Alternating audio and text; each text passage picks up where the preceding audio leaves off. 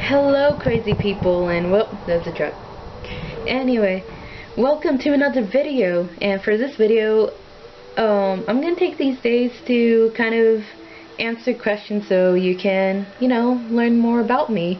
And if you have any questions for future question videos, I don't know what to call it, then leave a question down below, and I'll most likely answer it because people hardly ever put comments down there. So, let's get on to the questions out, shall we? Are you more feminine or masculine? Yeah, I took off my glasses because of the glare. I don't want it, especially for this video. I know, I got a text message. Sorry. What's out of frame? Anyway, to answer your question, I would say that I'm a bit more on the feminine side, though I could be a mixture of both depending on, I guess, my mood. I don't know, because on some days, I put on makeup and I want to look cute, but then on other days I don't know, I just want to, I wouldn't oppose to playing rough sports. Not to say that sports is for dudes or anything like that. It's just typically when a girl plays sports, people are kind of less aggressive, whereas me, if I want to be aggressive, I will be aggressive, and I want, if I was a dude, I would totally love to wrestle. Not saying that wrestling is you know what, this is just gonna get me in trouble. Next question. Would you consider yourself tall or short? I mean, I'm short. I am 5'4", and wow, there's so many cars outside. Yeah, as I was saying, I am 5'4", and the majority of my friends are, in fact, taller than me. Even if it's by an inch, they're still taller than me. I've only had one person in my life that was a lot shorter than me. And, yeah, I'm sure. Other than that person, I'm quite short. But I do wear heels a lot, so. What's your favorite color? Despite the fact that I wear a lot of purple at times, and most of my makeup is purple, and even my room is a purple and white theme going on, my favorite color is actually blue. I don't care what shade. If it's blue, I'm in love with it. What do you love about yourself? What do I love about myself? Well, I mean, I guess I can go the easy route and say my eyes. But when it all comes down to it, I really love how compassionate I can be. Because you don't really see a lot of compassion in the world. If I see someone who needs my help, I will show them, the compassion that they need. And, yeah, that's my answer. I really don't know how to really get into that. I've always been told, especially from my mom, that since I was little, I was always just this compassionate person, and growing up I realized that's kind of hard to find in people, so I really love that I can at least be compassionate for someone who may not see compassion at all. What is your greatest flaw? My greatest flaw. I mean, it kind of recently came up, but I would say my greatest flaw is that I kind of have a Peter Pan mindset. And let me explain that. Okay, so Peter Pan has his Lost Boys, and there's a part in the Disney movie, like I'm talking about the Disney Peter Pan, not the other version of Peter Pan that's actually really dark. But no, the Disney Peter Pan, like, he's just this really playful character. And, you know, he has his Lost Boys, and then at one part of the movie, you know, Wendy comes along, and she's all like, oh, well, why don't you boys come with us and, you know, live home? I'm sure Mother and Father won't mind. And, like, Peter gets, like, pretty, like, upset about it, because he doesn't want to lose his Lost Boys, nor does he want to grow up. And with me, I'm like Peter in the sense where I have my small group of friends, the Lost Kids, if you will. And this happens like once in a while, and they don't really mean to do this, or at least I hope they don't. But they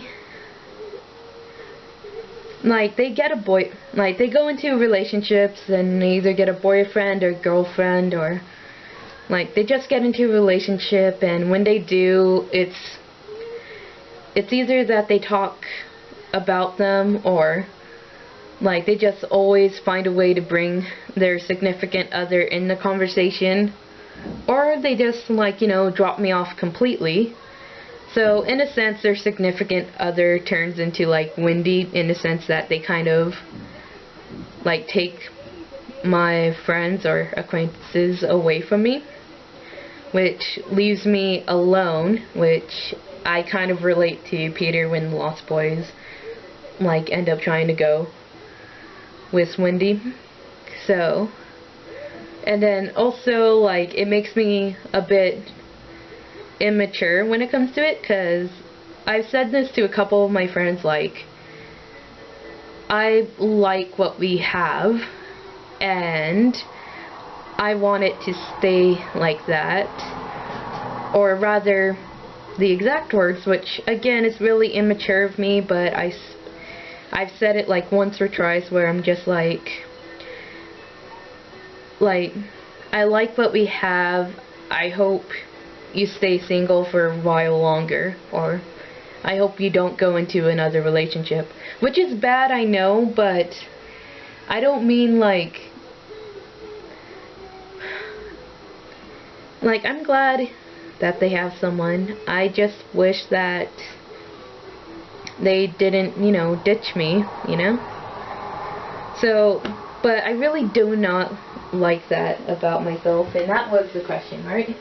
Yeah, my greatest flaw. So I have to say that would be my greatest flaw. And sorry, I have the questions right beside me in case I forget.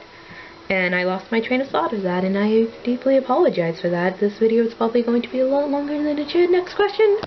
Do you see yourself differently than how others would describe you? I would have to say, yeah, I do. Mainly because, my friends kind of fall into, like, two different categories. There's one group of friends where they're pretty close-minded about some things, or they kind of just act a certain way that makes it so that I feel like I have to be careful what I say and kind of walk on eggshells.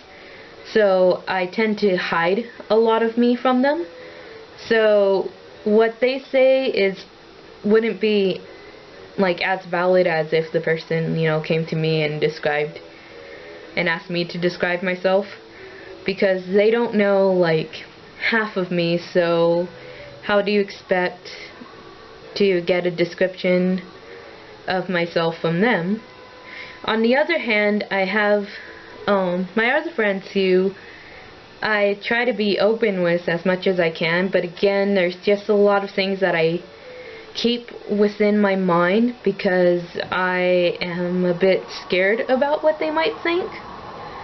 And, like, they know all of me for the most part, but when it comes to, like, emotional stuff, like, really, like, my dark emotional stuff, like, that's the part that I really keep hidden because I, like, don't want to be a burden towards them, nor do I want them to see, like, how kind of messed up I am, because some of them do know that they do know that I have, like, anxiety and depression, but they don't exactly quite know how much it affects me and how dark it can get.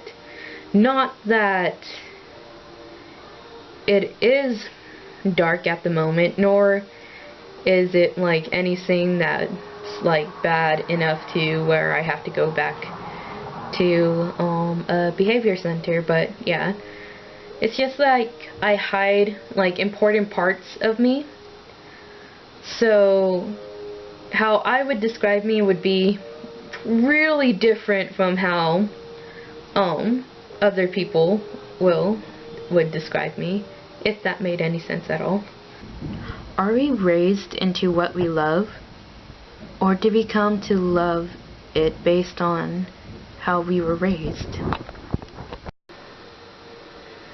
What? I have to look at that question, actually. Are we raised into what we love, or do we come to love it based on how we were raised?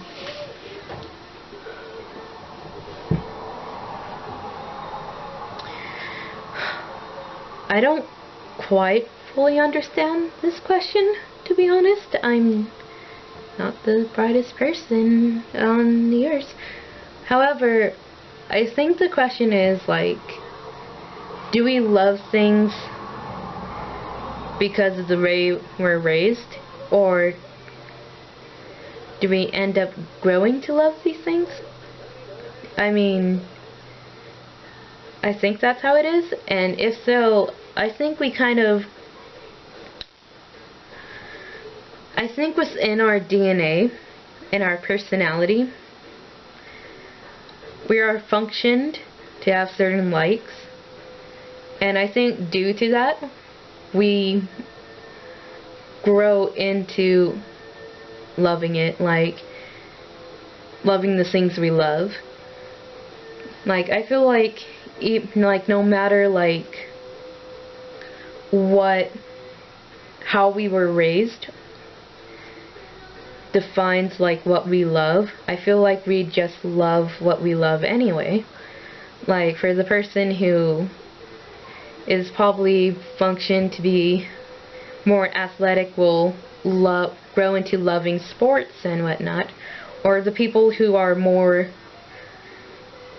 developed to be more creative, they'll fall into something like photography or writing or acting.